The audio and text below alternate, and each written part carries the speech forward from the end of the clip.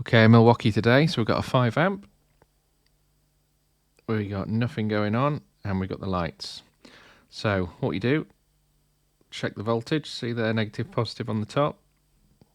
So we've got about 3 volts, so very, very low. So let's just see what's going on inside.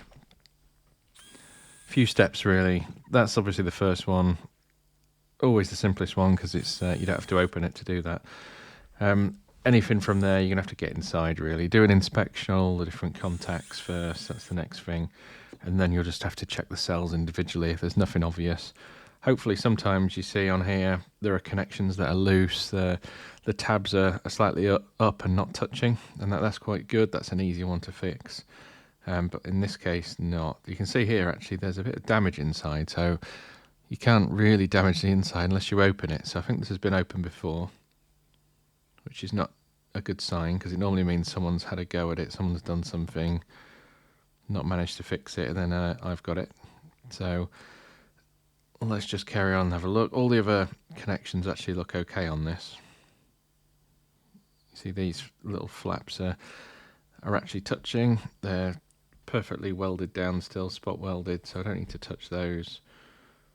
And everything else looks intact. So let's go to the next step. So we'll get this out of the case.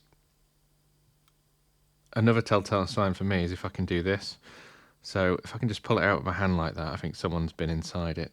If I have to use a screwdriver in both ends, that's normally means it's fresh from the manufacturer, if you like, after however many years of usage.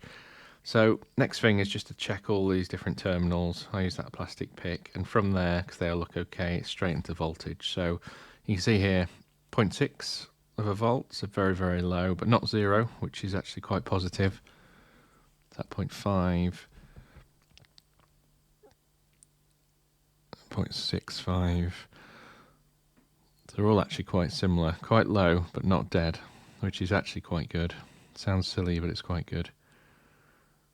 1.5. So I can actually do a voltage recovery on this. So some people do this on TikTok and stuff. Please don't do that. But they stick razor blades in and put 2 batteries on top of each other and call it a jump start. So yeah, it probably works, but it's quite dangerous. This is the best way to do it. So get yourself a real power supply, hook it up, get it back to about 17 volts ish, and then what we'll do, we should be able to charge this. So I'll show you there. I've just done that. I've monitored it all the way up, and then we'll whack it back in, and this should go red on the charger, which means it's charging, and those lights should come back on. So let's have a look. And there we go. Another one done.